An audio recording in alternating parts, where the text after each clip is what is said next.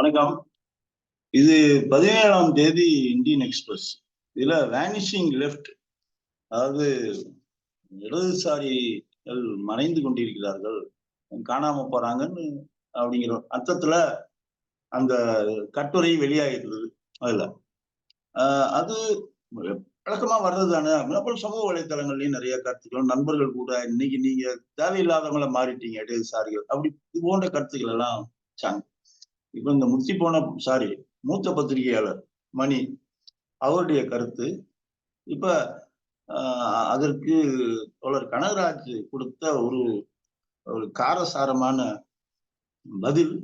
ஆதந்திச்சன்யாவுடைய அந்த ஒரு பேச்சு ரொம்ப ஆழமான பேச்சு. அது இதெல்லாம் ஒரு பக்கம் சந்தோஷமா இருக்கு. அதாவது ஒரு பக்கம் என்னடா இடதுசாரிகளை போட்டு இப்படி அடிக்கிறாங்க அப்படின்னு. இன்னொன்னு என்னன்னா, நீங்க இப்ப இடதுசாரிகள் விவாத பொருளாக மாறி இருக்காங்க அப்படிங்கிறது ஒரு பாசிட்டிவான விஷயமா. அப்படி பார்க்கும்போது சில விஷயங்களை நம்ம பேசினா நல்லா இருக்கும். உதாரணத்துக்கு ஒரு 3 மாநிலங்கள், இடதுசாரிகள் எப்போதும் சொல்லக்கூடிய ஒரு 3 மாநிலங்கள், மேற்கு வங்கம், திரிபுரா, கேரளா. இப்ப இந்த கடந்த ஒரு பல ஆண்டுகளாக அங்க என்ன அட்டெம்ப்ட் நடக்குது அப்படின்னு சொன்னா, உதாரணத்துக்கு மேற்கு வங்கத்தை எடுத்துக்கிட்டோம் அப்படின்னு சொன்னா, அது திரிணாமுல் காங்கிரசுக்கும் பாஜகவுக்கும் இடையிலான போட்டியாக மாற்றும் முயற்சி. திரிபுரால எடுத்துக்கிட்டோம் அப்படின்னு சொன்னா பாஜகவுக்கும் திப்ரா மோர்ச்சாவுக்குமான போட்டி. கேரளாவை பொறுத்த வரைக்கும் பாஜகவுக்கும் காங்கிரஸுக்குமான போட்டி. இப்படி மாற்றுவதற்கான முயற்சி தொடர்ந்து நடந்துட்டு இருக்கு. இந்த முயற்சிக்கு எதிராக இடதுசாரிகள் ஒரு கடுமையான ஒரு போராட்டத்தை நடத்திட்டு இருக்கு.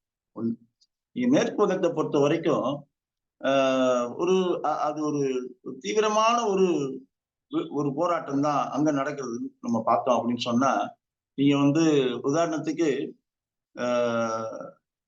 இப்ப இப்ப இப்ப இப்ப நீங்க நடந்துட்டு இருக்கிறத நீங்க அங்க ஒரு தேர்தல் பிரச்சாரம் அதெல்லாம் நடந்துட்டு இருக்கு. அதை நீங்க எடுத்துக்கிட்டீங்க அப்படின்னு சொன்னா, உதாரணத்துக்கு இப்ப இந்த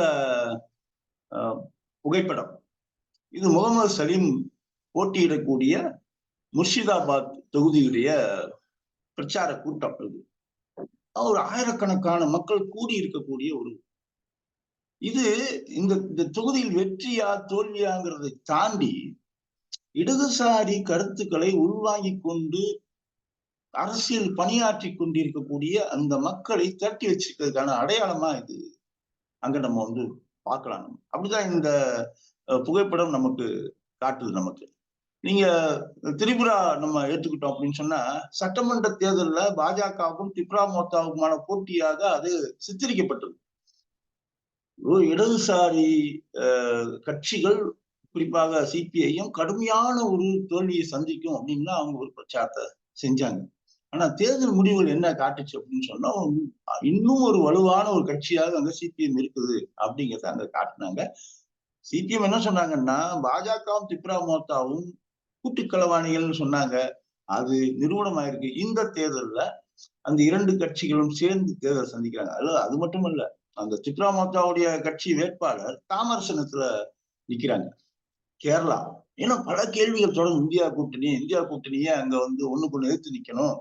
இந்த எதிர்த்து நிக்கணும் அப்படின்னு சொன்னா, அந்த எதிர்த்து நிற்கும் போது சேர்ந்து நின்னா அந்த எதிரி யாரு அங்க அப்படின்னா, அங்க பாஜகவை முன்னேற்றுவதற்கான ஒரு ஏற்பாடாகத்தான் இது எல்லாரும் முன் வச்சாங்க. அது போட்டியே இடது ஜனநாயக முன்னணிக்கும் ஐக்கிய ஜனநாயக முன்னணிக்கும் இடையில தான் அந்த போட்டியே.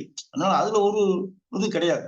ஏன்னா இன்னொன்னு என்னன்னா, பொதுவா இந்த 3 மாநிலங்களுக்குள்ளதான் இந்த அதாவது சிபிஎம் உடைய செயல்பாடுகள் சுருங்கி போன மாதிரி ஒரு தோற்றத்தை உருவாக்குறாங்க.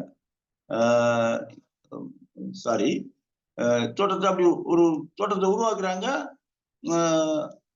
இப்ப நீங்க உதாரணத்துக்கு இப்ப இந்த புகைப்படம் பாத்தீங்க அப்படின்னு சொன்னா, இது ஜம்மு காஷ்மீர்ல இருக்கக்கூடிய அனந்த்நாக் ரஜோரி மக்களவை தொகுதிக்கு உட்பட்ட, இது வேற கட்சிகளுடைய பிரச்சார கூட்டம்லாம் ஒண்ணும் இல்ல, சிபிஐஎம் உடைய கூட்டம். இந்த கூட்டத்துல தேசிய மாநாட்டு கட்சிக்கு ஆதரவு அளிக்கிறோம்னு இதுல தீர்மானம் போடுறாங்க அவங்க.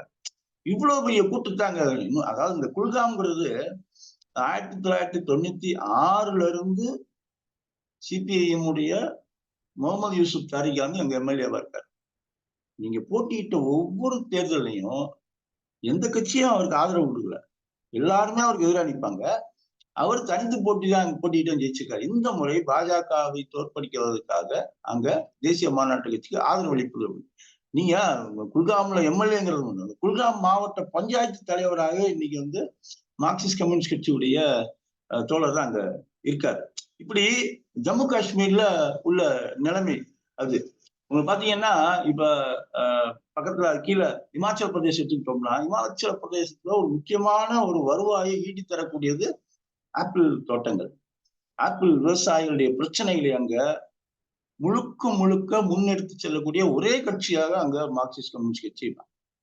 நீ ஹரியானா எடுத்துக்கிட்டோம் அப்படின்னு சொன்னா அங்கன்வாடி ஊழியருடைய ஒரு வீரம் செறிந்த போராட்டத்தை மார்க்சிஸ்ட் கம்யூனிஸ்ட் கட்சியோட வழிகாட்டுதல் நடத்து. மேற்கு நீங்க போனீங்கன்னா ராஜஸ்தானுடைய விவசாயிகள் போராட்டம். நீங்க இந்த முறை அங்க சிக்கர் தொகுதியில அமராராம் நிக்கிறாரு. காங்கிரஸ் உடைய மாநிலத்துல என்ன ஓட்டு கேட்கிறாருன்னா, விவசாயிகளின் படைத்தளபதி அமராராமை டெல்லி நாடாளுமன்றத்துக்கு அனுப்புங்கள்னு சொல்றேன். 1952 தேர்தல் வந்து இதுவரைக்கும் காங்கிரஸ் அங்க கூட்டணியை அமைச்சது கிடையாது. அங்க முதன்முறையாக கூட்டணி அமைப்பதற்கான கட்டாயத்தை அங்க மார்க்சிஸ்ட் கம்யூனிஸ்ட் கட்சி உருவாக்கி மக்களை தரப்பினால. இதுல என்னன்னாங்க, இதுவரையிலும் அங்க ஒரு பைனரி பாலிடிக்ஸ், அங்க இரு கட்சிகள். அதுல என்ன, காங்கிரசுக்கும் பாஜகவுக்கும் இடையிலான போட்டியாக இருந்து கொண்டிருந்த ராஜஸ்தான் மாநில அரசியல் இன்னைக்கு காங்கிரஸ் கூட்டணி என்பதாக அது மாறியுள்ளது. அது மார்க்சிஸ்ட் கம்யூனிஸ்ட் கட்சியால தான் அது சாத்தியமாயிருக்கு. அங்க நீங்க இந்த இதெல்லாம் ஒரு பக்கம். மற்ற இடங்கள்ல நமக்கு என்ன இருக்கு அப்படிங்கிற கேள்வி இயல்பாவே நமக்கு வந்து வரலாம். நமக்கு என்ன, எல்லா இடங்கள்லயும் இது போன்ற தாக்கத்தை ஏற்படுத்திட்டு இருக்காங்களா அப்படின்னு கேட்டா கிட்டத்தட்ட அனைத்து மாநிலங்கள்லையும். நீ இந்த போட்டோவை பார்த்தீங்க அப்படின்னா, இது விவசாயிகள் தங்களுடைய நிலங்கள் பறிக்கப்படுவதற்கு எதிரான போராட்டம். இது இதுல பேசிட்டு இருக்கிறவர் வந்து ஹீராலால் யாதவ், மார்க்சிஸ்ட் கம்யூனிஸ்ட் கட்சியிலே தலைவர்கள் ஒருத்தர். இது நடக்கிற இடம் எதுன்னா உத்தரப்பிரதேச மாநிலம். இப்ப தேர்தலுக்கான வேலைகள் நடந்துட்டு இருக்க நேரத்துல இவங்க போராட்டம், இதை மார்க்சிஸ்ட் கம்யூனிஸ்ட் கட்சி முன்னெடுத்து போயிட்டு இருக்காங்க. வெறும் உத்தரப்பிரதேச மாநிலங்கிறத தாண்டி இது இப்ப பிரதமரா இருக்கக்கூடிய மோடியின் தொகுதியான வாரணாசியில இருக்கு. இந்த 2 நாட்களுக்கு முன்பு என்ன நடந்திருக்குன்னா, இந்த ஆர்ப்பாட்டத்தில் பல மாதங்களாக ஈடுபட்டு இருக்காங்க. கிட்டத்தட்ட ஒரு 3 மாதங்களுக்கு மேல இந்த ஆர்ப்பாட்டம் நடந்துட்டு இருக்கு. 2 நாட்களுக்கு முன்பு இவர்களை குண்டு கட்டாக தூக்கி கைது செய்திருக்காங்க. அதற்கு எதிரான போராட்டத்தை மார்க்சிஸ்ட் கம்யூனிஸ்ட் கட்சி தொடர்ந்து செஞ்சிட்டு இருக்குங்கிறது நம்ம வந்து பார்க்கணும். நம்ம இப்படி அதே மாதிரி நீங்க மகாராஷ்டிரா எடுத்துக்கிட்டோம் அப்படின்னு சொன்னா விவசாயிகள் போராட்டத்தை பற்றி நம்ம அது ஒரு நமக்கு கிட்டத்தட்ட இன்னும் நம்ம ஒரு 40-50 ஆண்டுகளுக்கு பிறகு வரக்கூடிய தோழர்களுக்கு சொல்ற அளவுக்கு மகாராஷ்டிரா வீரம் செறிந்த போராட்டம். ஆனா அங்க என்ன பண்றாங்கன்னா தெளிவா இருக்காங்க, இடதுசாரிகள் வளர்ந்து விடக்கூடாது அப்படிங்கிறதுல கட்சி.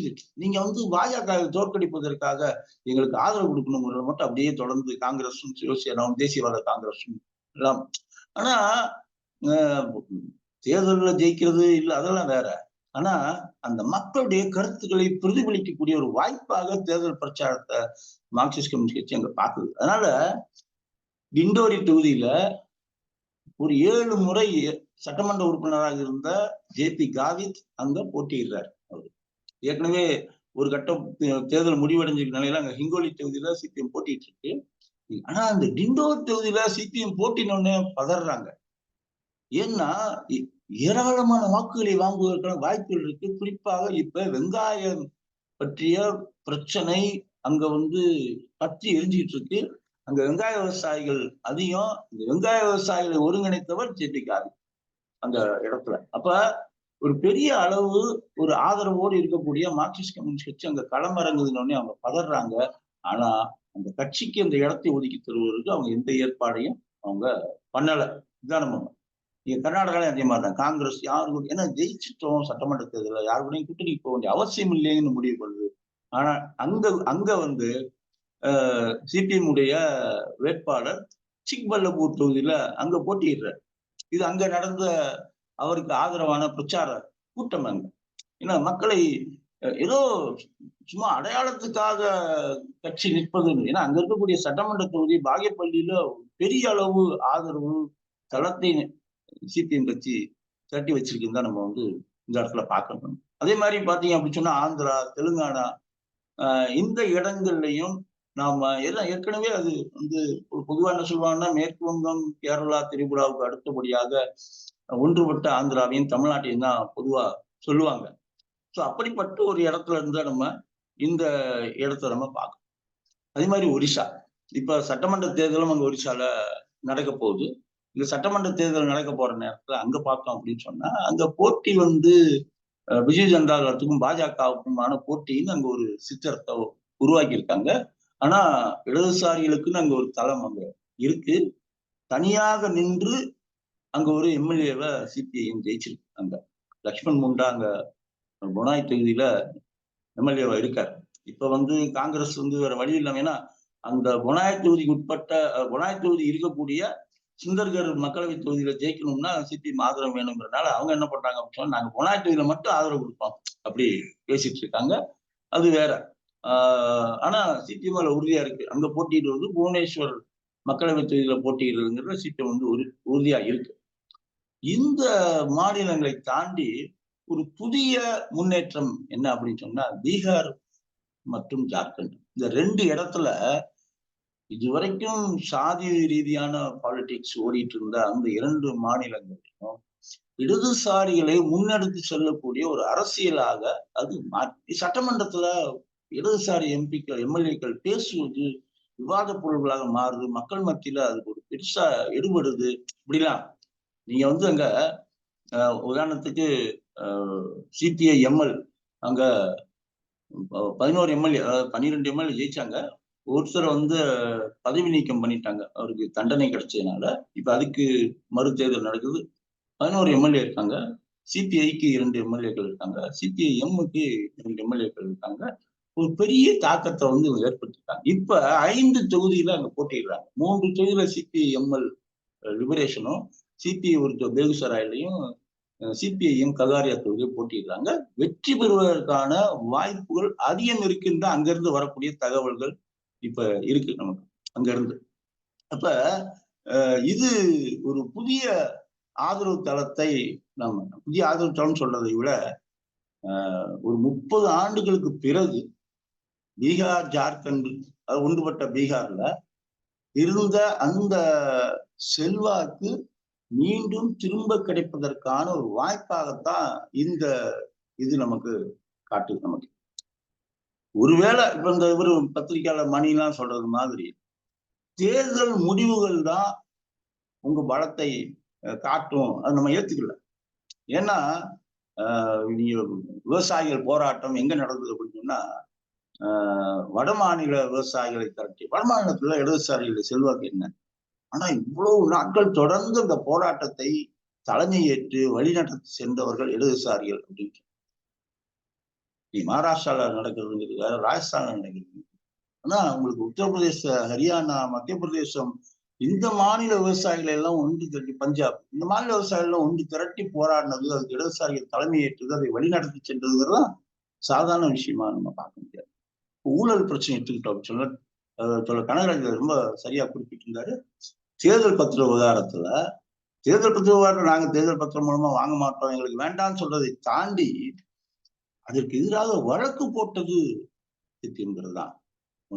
இது புதிய அனுபவம் கிடையாது. பல ஆண்டுகளுக்கு முன்னால டாடா குரூப் அனுப்புன காசோலை எங்களுக்கு வேண்டாம் என்று, கார்பரேட் நன்கொடை எங்களுக்கு வேண்டாம் என்று திருப்பி அனுப்பியது மார்க்சிஸ்ட் கம்யூனிஸ்ட். இது புது விஷயம் கிடையாது. அப்ப இந்த தேர்தல்ங்கிற முடிவுகளை தாண்டி கட்சி வலுவாக மக்கள் மத்தியில, அதாவது என்னன்னா மக்கள் மத்தியில என்ன கருத்து இருக்கோ அதைத்தான் அரசியல் கட்சியில் பேச விரும்புவாங்க. இன்னைக்கு இன்னும் மக்கள் நல அரசுங்கிற கான்செப்ட் இன்னும் இருக்கு அப்படின்னு சொன்னா அதை நடைமுறைப்படுத்துறது வேற விதமா பண்றாங்க. அது இன்னும் இருக்குன்னு சொன்னா அதற்கு இடதுசாரி தத்துவம் முழுமையா அங்க ஊழலே எடுத்துக்கிட்டோம் அப்படின்னு சொன்னா மிக குறைவான ஊழல் கூடிய மாநிலம் எதுன்னா இடதுசாரி ஆட்சியில் இருக்கக்கூடிய கேரளா. நீங்க இந்த அந்த கரப்ஷன் பெர்செப்ஷன் இண்டெக்ஸ் ஒண்ணு போடுவாங்க. நீங்க அதுல போய் பாத்தீங்கன்னா பல்வேறு மாநிலங்களை விட ஊழல் மேற்கு வங்கத்திலையும் குறைவா இருக்கு. இத்தனைக்கும் இவ்வளவு ஆண்டு காலம் திரிணாமுல் ஆட்சிக்கு வந்த பிறகு காரணங்கள் பல. இன்னும் இடதுசாரி கொள்கைகள் தாக்கம் இருக்கக்கூடிய ஒரு இடம். இடதுசாரி மனோபாவம் கொண்ட அரசு ஊழியர்கள் அங்க இருக்கிறது ஒரு முக்கியமான காரணமா அந்த ஊழல் குறைவுங்கிறது அங்க இருக்கிறத பாக்குறோம் நம்ம. இப்ப இதெல்லாம் தாண்டி ஒருவேளை இந்த இவங்களா சொல்ற மாதிரி தேர்தல் முடிவுகள் தான் தீர்மானிக்கும் வச்சா கூட இவர்களுக்கு நான் ஒன்ன சொல்லிக்கணும்னு நான் நினைக்கிறேன். நான் என்ன அப்படின்னு சொன்னா, சிபிஐஎம் மார்க்சிஸ்ட் கம்யூனிஸ்ட் கட்சி தன்னுடைய தேசிய கட்சிங்கிற அந்தஸ்தை இந்த முறை தக்க வைத்துக் கொள்ளும். ரொம்ப ஆசைப்படாதீங்க. இரண்டாவது, சிபிஐ இழந்த அந்தஸ்தை மீட்கும். அது மட்டுமல்ல, புதிதாக ஒரு இடதுசாரி கட்சி தேசிய கட்சிங்கிற அந்தஸ்தை நோக்கி செல்வதற்கான ஒரு பாதை அமைக்கப்படும். சிபிஎம்எல் ஜார்க்கண்ட்ல ஒரு கண்டிப்பா ஜெயிச்சிருவாங்க. 3 பேர் நிக்கிறாங்க பீகார்ல. கண்டிப்பா ஜெயிக்கிறதுக்கான வாய்ப்புகள் இருக்கு. 2 மாநிலங்கள்ல இன்னும் ஒரு மாநிலம் அப்படி வந்தா அடுத்த கட்டத்தை நோக்கி சிபிஐ எம்எல் நகரும் அப்படிங்கிறத நம்ம வந்து இங்க பார்க்கணும். இதெல்லாம் தாண்டி நீங்க பாத்தீங்க அப்படின்னு சொன்னா ஏதோ இந்த பிரச்சாரத்துல தாக்கம் அதெல்லாம் தாண்டி எல்லா கட்சிகளுக்கும் வழிகாட்டுவது மாதிரி இந்த படத்தை பாத்தீங்க அப்படின்னு சொன்னா இது ஆர்டிபிஷியல் இன்டெலிஜென்ஸ் செயற்கை நுண்ணறிவை மூலம் தயாரிக்கப்பட்ட ஒரு ஆங்கர் சமத்தா மேற்கு வங்கத்துல கலக்கிட்டு இருக்காங்க. நியூஸ் புல்லட்டின் இவங்க ரீட் பண்றாங்க. இதெல்லாம் வந்து ஒரு புதிய இடங்களை நோக்கி நம்மை அழைத்து செல்லக்கூடிய ஒரு, அதாவது இடதுசாரிகள் எப்போதுமே புதுப்பிக்கப்பட்டவர்களாக ஒரு புதிய இடதுசாரிகளாக நாம வந்து முன்னாடி போயிட்டு இருக்கோம். இடதுசாரி தோழர்களும் இதுல வந்து நம்ம வந்து ரொம்ப ஒன்றும் கவலைப்பட வேண்டியது அவசியம் இல்லைன்னு நான் நினைக்கிறேன். தாக்குதல் வருதுனாலே நாம உயிரோட இருக்கோம், யாரும் செத்தபாம அடிக்க போறாங்களா இல்ல, நாம இன்னும் உயிரோட இருக்கோம். நம்ம அதனாலதான் நம்ம மேல தொடர்ந்து தாக்குதல்கள் வந்துட்டு இருக்கு நமக்கு. அதனால இந்த தாக்குதல்களை எதிர்கொள்ள மட்டும் இது நல்ல வாய்ப்பு. ஆதந்திச்சின் பேச்சை நாம் ஊரெல்லாம் கொண்டு செல்ல வேண்டும். தோழர் கனகராஜனுடைய பதிலை, காரசாரமான பதிலை நாம வந்து கொண்டு போகணும். நம்ம அப்படி கொண்டு செல்வதன் மூலமாகத்தான் நம்ம வந்து இது எல்லாத்தையும் நாம எதிர்கொள்ள முடியும். நம்ம ஒன்னும் பலவீனமாக இல்லை. 2024 தேர்தல் என்பது இடதுசாரிகள் ஈரடி முன்னே என்ற அந்த அம்சத்தை நோக்கிதான் நாம போயிட்டு இருக்கோம் நம்ம. அதனால இதை பற்றிய இன்னும் சொல்ல போனா நமக்கு வந்து இது ஒரு இவர்கள் எல்லாம் சேர்ந்து நமக்கு நம்மை பற்றி சொல்வதற்கு ஒரு வாய்ப்பை ஏற்படுத்தி கொடுத்திருக்கிறார்கள் நான் நினைக்கிறேன். நானும் கொஞ்சம் நீளமா பேசிட்டேன்னு நினைக்கிறேன். பொறுமையா இருந்து கேட்டதுக்கு நன்றி. ஏதாவது கருத்து இருந்ததுன்னா கீழே நீங்க பதிவு பண்ணுங்க. இல்லை அப்படி சொன்னா எனக்கு கூட என்னுடைய எண் வந்து 9442060775 கணேஷ். Okay, thank you.